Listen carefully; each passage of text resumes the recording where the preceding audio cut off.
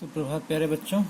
अक्षरा पाठमाला के तीसरे पाठ जिसका शीर्षक है लाल बहादुर शास्त्री में आप सभी का स्वागत है। इस रोचक प्रसंग में हम पंडित लाल बहादुर शास्त्री जी के जीवन परिचय को पढ़ रहे हैं, जान रहे हैं, समझ रहे हैं उनके व्यक्तित्व को। अभी तक हम लोगों ने जाना कि लाल बहादुर शास्त्री जी निपट ही सीधे साधे और सरल व्यक्ति थे, परंतु देश की रक्षा के लिए बहुत ही कठोर व्यक्ति थे। आइए इसके दूसरे भाग में देखें आगे क्या प्रसंग है। शत्रु के दांत खट्टे करने। शत्रु के दांत खट्टे करना मतलब उसे विवश कर देना, परेशान कर देना, मुहावरा है ये। करने पर भी विजय के बाद शांति का आलिंगन, आलिंगन अर्थात गले लगाना, कर शास्त्री जी ने मगध सम्राट अशोक के स्वप्न को साकार कर दिया। 1965 में पाकिस्तान के युद्ध विराम के बाद ताशकंद समझौते के लिए शास्त्री जी को रूस जाना पड़ा। वहीं 10 जनवरी 1965 की रात संदेहास्पद अर्थात जो परिस्थितियां संदिग्ध हों, जिनके बारे में कोई पुख्ता प्रमाण न हो, परिस्थितियों में उनकी मृत्यु हो गई। तो 1965 में पाकिस्तान से युद्ध हुआ। उसी युद्ध विराम के लिए ताशकंद जाते हैं जो कि रूस में है शायद, और वहीं पर 10 जनवरी 1965 को उनकी मृत्यु हो जाती है।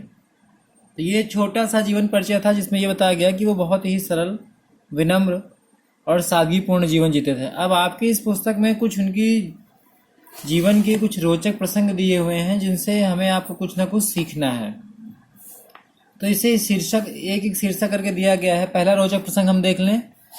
पहला रोचक प्रसंग है नींव का पत्थर। एक बार गोविंद वल्लभ पंत ने शास्त्री जी से पूछा, लाल बहादुर, तुम प्रशंसा के लिए आगे क्यों नहीं आते? इसके उत्तर में शास्त्री जी ने कहा, जब मैं आगरे में था तब लाला लाजपत राय ने मुझे ताजमहल की ओर संकेत करते हुए बताया, शास्त्री, इस इमारत में 2 तरह के पत्थर लगे हैं। एक तो कंगूरे के पत्थर जो बाहर से चमचमाते रहते हैं, और दूसरे नींव के पत्थर। कंगूरा अर्थात जो उस भवन का सबसे ऊंचा स्थान है, ऊंचा हिस्सा है। और दूसरे कौन से पत्थर हैं? नींव के पत्थर हैं जो दिखाई तो नहीं देते, परंतु समस्त पूरा भवन इसी पर खड़ा रहता है।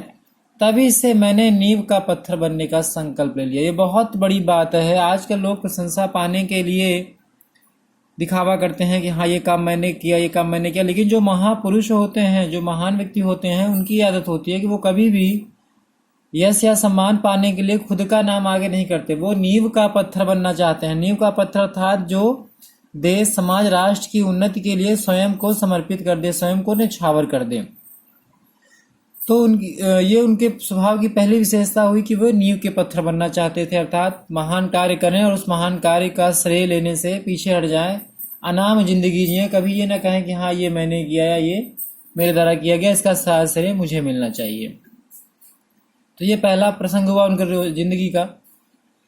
दूसरा, आदत ना बिगाड़ें। देखें, प्रसंग उस समय का है जब शास्त्री जी उत्तर प्रदेश के गृह मंत्री थे। गर्मी के दिन थे। सार्वजनिक निर्माण विभाग, जिसे PWD कहते हैं इंग्लिश में, ने शास्त्री जी के बंगले पर कूलर लगा दिए। परिवार के सभी सदस्य खुश थे कि अब गर्मी से राहत मिल जाएगी। सायंकाल शास्त्री जी सचिवालय से घर आए तो पूछा, ये कूलर कहाँ से आए? बच्चों ने कहा, सार्वजनिक निर्माण विभाग की ओर से लगाए गए हैं।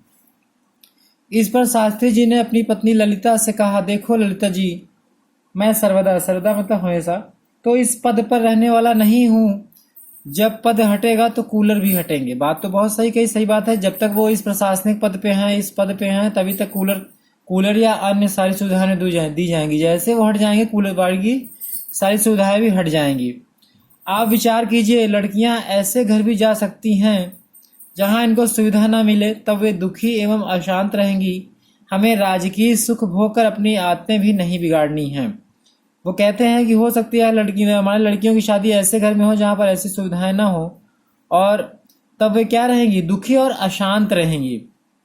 हमें राजकीय सुख भोग कर अपनी आदतें भी नहीं बिगाड़नी है। इतना कहकर शास्त्री जी ने सार्वजनिक निर्माण विभाग को फोन करके अपने घर से कूलर हटवा दिए। इस घटना से पता चलता है कि वे कितने ईमानदार व सादगीपूर्ण व्यक्ति थे, अर्थात निःशुल्क मिली सुख सुविधाओं को कोई ठुकरा दे असंभव लगता है। बात तो सही है। अगर आज के समय को आप देखें तो वही स्थितियां हैं। लोग जो है प्रशासनिक पद को पाने के लिए इसीलिए परेशान रहते हैं कि हाँ, अगर उस पद से वो जुड़ गए तो उन्हें ढेर सारी भौतिक सुविधाएं मिलेंगी जिससे उनका जीवन यापन आसानी से होगा। परंतु एक वे व्यक्ति थे जिन्होंने साफ साफ कहा कि हमें अपनी आदतें नहीं बिगाड़नी है, बच्चों की आदतें नहीं बिगाड़नी है, ताकि कल को ये किसी और के घर में जाएं तो इन्हें इस बात की तकलीफ ना हो कि हमारे घर में कूलर था या यहाँ पे कूलर नहीं है। तो ये उनके जीवन का दूसरा प्रसंग था जिसमें उन्होंने एकदम बिल्कुल सादगीपूर्ण जीवन जीने के लिए कहा, और ये भी कहा कि जब तक पद है तभी तक सुविधाएं हैं। तो इस सुविधा को लेने से ही वो पीछे हट गए। उन्होंने कहा मुझे ऐसा कोई ऐसी सुख सुविधा नहीं चाहिए, ठीक है, बिल्कुल सामान्य जीवन जीने के लिए प्रयास किया उन्होंने।